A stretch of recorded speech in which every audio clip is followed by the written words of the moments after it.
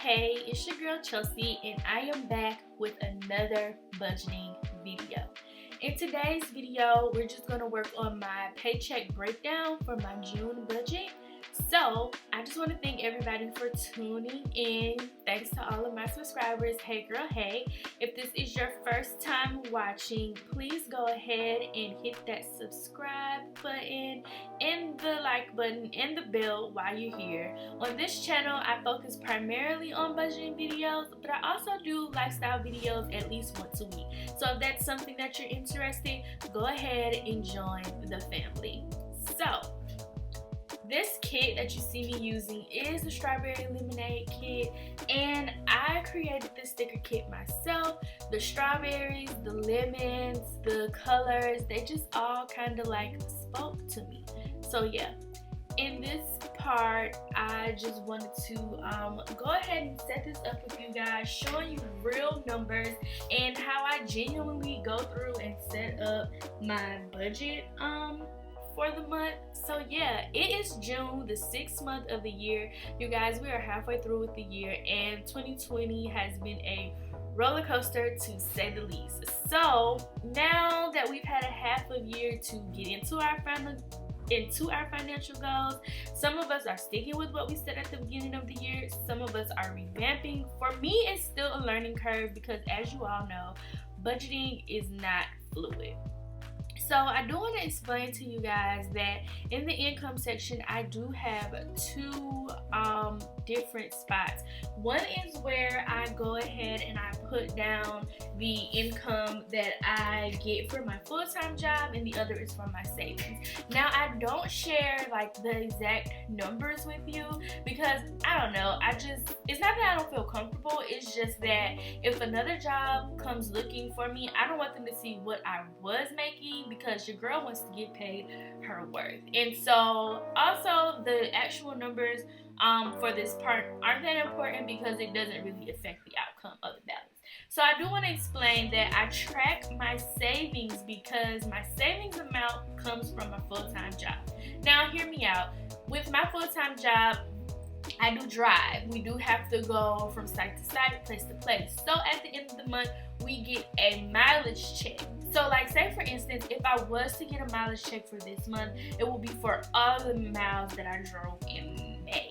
And my job is pretty weird where they don't allow you to set up your mileage check to go directly into like a savings account. It has to go into a checking account like as your regular paycheck would be. So I just went ahead and let it go to my checking account, and I don't touch that money.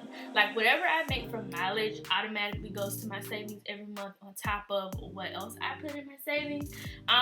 This month you will see what I put in my savings. Well, I won't say what I put in my savings, but you will see like what I budgeted to put in my savings. Now, I will say this, when I budget certain things, that doesn't necessarily mean that's what goes in there in the month. Could be a little bit more, could be a little less. It's just me trying to see like how I can make my money fluent, because as you guys know, I only get paid once a month. So my May check pays for my June bills, and my June bills pays for my July bills. So sometimes it could be a little give and take here or there, but nevertheless, I try to pretty much accurately depict what I am gonna be spending. So last month, if you haven't seen that budget video, go back and look at it. When I did my budget closeout, which is what I meant to say, when I do my actual budget closeout, then you will see like actual concrete numbers. But when I don't even remember what I was saying. I lost my train of thought. So whatever, just go back, look at my last May video, and then you will be able to see what I mean and how I say like reflecting on like my budgeted numbers and then my actual numbers. So here I'm just drawing my lines to keep everything straight, because your girl will start writing out crooked, and those lines aren't even straight, they're crooked too, but at least it will give me some kind of guidelines to go by, because your girl needs it. Alright, so starting off with my first bill, which is Wave. That is the internet company that has been made available to us in the area that we live, and every month I budget $86. Okay, so here's a tip, you guys, that I do want to give you for all of those that are beginning budgeters. For me, if my bill is a weird number, like say my cable bill is $85.40, right? I like to go ahead and round up. It just helps me keep things more fluent. I don't have to keep up with change and X, Y, and Z, and it gives you a little more buffer room so that when you go in and do your actuals, sometimes you might be under because you already accounted for more. So that's just a little tip what I do. And another tip is if I know a bill is constant, so like for my iTunes bills, this one is storage that I just written down. I know every month that is going to be a flat fee of 99 cents, so I just go ahead and calculate it as 99 cents. So anything that has changed, I round up. Anything that I know is going to be the same, I write it down. Now for my personal loan bill, I always give $189 because this bill started off at like some weird amount, like 188 and 80 something cent. So it made sense to round up, and I do give that bill the 189. The only bill that I round up that I pretty much don't give a little bit extra more is my internet bill, because that doesn't make sense. But with my personal loan, that little extra actually helps take the monthly payment rate down. So budgeting is just all about tweaking and finding out pretty much what works for you. That is what works for me. Let me know what you guys do. Do you like to deal with change, or do you like to kind of round up to give yourself a buffer? I know some people like to be like down to the exact number, and for the most part I do down to the exact number, but probably only for bills that like occur, like my silhouette, which is an odd number, which is a weird number, and then my iTunes, which is a weird number. So for my Navy Federal Credit Union card, you will see that this month I'm giving $268.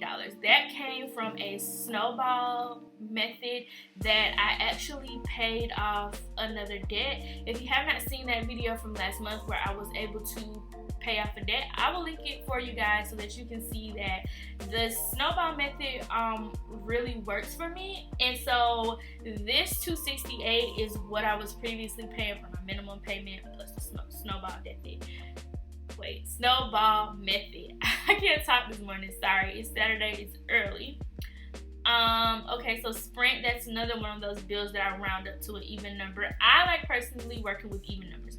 Okay, for this month, my Fed loan is also getting rounded up. I think I only owe like $265, but I rounded it up to $266 just to give myself some buffer room, and also just in case I try to pay it off and they try to add in some fees or something for like paying it online, which they shouldn't. But in the past, I have had places where I've paid a bill online and then they've rounded it up or added fees, and I didn't account for it in my budget, and it really did hurt. So also my Capital One, which is my car payment, is another one that I rounded up. My payment was some weird number like $481 something. Oh gosh, excuse me. And I just rounded it up to $482, and that got me ahead. Gas, if you guys are unfamiliar, I budget out $80 a month for gas, and I automatically apply it to my credit card. Why? Because I get 3 times the points for using my credit card. Now, I may stop doing that because honestly, let's just be real, I need to stop using my credit card. But we'll decide that maybe July or August when I actually start like going and having to drive places, because right now I'm working from home. My cushion, I always put $55 in a month. Sometimes it's a little bit more at the end of the month because maybe I got some extra money, or maybe a bill came from somewhere different, or I didn't have to pay a bill. Also this month I'm adding in my cash envelopes, my sinking funds, and my savings. Why, you may ask? Because last month I didn't add them in and it threw off my budget. Well, not really, because when I did my paycheck breakdown in my budget by paycheck workbook, I actually accounted for it, but here I didn't account for it. So I just like to make sure that it's accounted for in both places. But yeah, guys, I'm going to stop rambling. Wait, let me explain one more thing. So my savings. For me personally, for savings, I try to put in no less than $100. Now, just because you see this $100 doesn't mean that it is going to be that it's not going to be more. I am currently working on my emergency funds. I am well over the $1,000 emergency fund, but I'm gonna just keep going because with my bills and what I'm dealing with right now, I don't see $1,000 being enough. Let me know in the comments down below, guys, if $1,000 is enough for your emergency fund, or if you had to redo some things and say, you know what, girl, I need more than $1,000. So anyways, I'm going to stop rambling, let you go ahead and enjoy the rest of the video and the final numbers, and I will see you in the next video. Bye!